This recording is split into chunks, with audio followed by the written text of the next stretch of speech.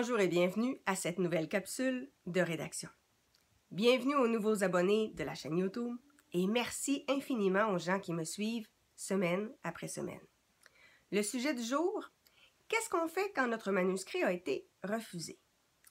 En fait, la première des choses, il faut savoir que la plupart des maisons d'édition reçoivent un nombre effarant de manuscrits, alors la plupart ne donnent pas de feedback aux auteurs quand un livre a été refusé. Il y a certaines maisons qui vont prendre le temps de vous donner certaines pistes de réflexion si vous le demandez. Donc, évidemment, si c'est possible pour vous d'appeler ou de contacter la maison d'édition et que cette maison-là accepte de vous donner un certain feedback, je vous encourage à le demander. Je vous encourage aussi à regarder dans votre entourage si vous connaissez des gens qui lisent beaucoup du genre de livre que vous avez écrit. Par exemple, vous avez écrit un roman policier, vous connaissez quelqu'un qui en lit beaucoup et qui en lit d'auteurs différents. À ce moment-là, vous pouvez faire appel à cette personne et lui demander son opinion. Vous pouvez aussi faire appel à un coach d'écriture ou un accompagnant en écriture.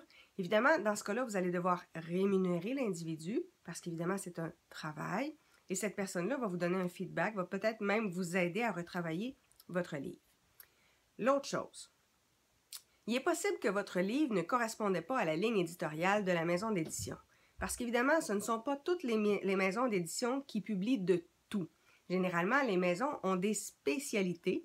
Donc, si vous ne correspondez pas à la ligne qu'ils se sont données, à ce qu'ils veulent développer, bien évidemment, les gens qui font les évaluations vont refuser votre manuscrit. Il est possible aussi que votre manuscrit soit trop semblable ou trop dans la même veine que ce qu'écrit un autre auteur de la maison d'édition. Fait qu'évidemment, une maison d'édition ne va pas essayer de s'auto-concurrencer. Donc, si on a un super bon auteur de romans fantastiques, par exemple, c'est sûr que la maison d'édition qui recevrait un manuscrit qui serait dans les mêmes zones de romans fantastiques, il est possible à ce moment-là qu'elle le refuse pour ne pas nuire à son premier auteur. Il est possible aussi que la maison d'édition est tellement débordée et elle a tellement de manuscrits qu'elle n'a pas lu votre manuscrit.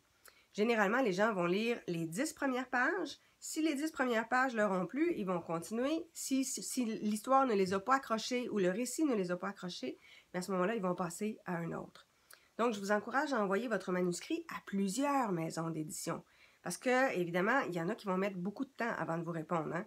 La moyenne, c'est 8 à 9 mois avant d'avoir une réponse.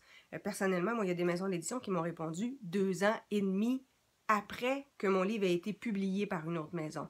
Donc, évidemment, je vous encourage à l'envoyer dans plusieurs maisons. Vérifiez à la librairie quelles sont les maisons d'édition qui publient le genre de livre que vous avez écrit, parce qu'évidemment, là, vous allez en retrouver un très grand nombre. Sur ce, évidemment, je vous encourage à vous abonner à ma chaîne YouTube et on se retrouve bientôt pour une prochaine capsule de rédaction. Au revoir!